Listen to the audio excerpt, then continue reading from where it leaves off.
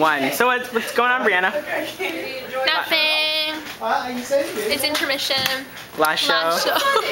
I'm actually kind of sad. I'll miss the cast. Me the most? He's only talked to him like 4 times in his life.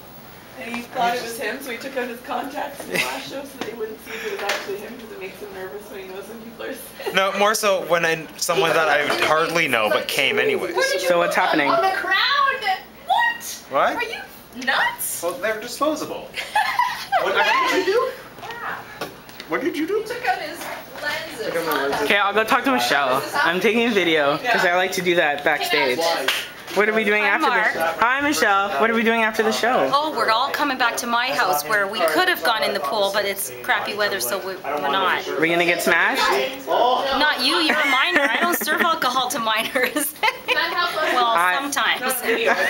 Not on video. I refuse to answer that if the grounds that it may incriminate me. Is it a good show? I think it's a good show. It's a great show. And we have Lori who... Mark, we're filming. Alright, we're gonna do Walk Like a Man because we're amazing and we should be Jersey boys. You're gonna do it? You're gonna tape it on there? Yeah. Alright, take bye. Peace.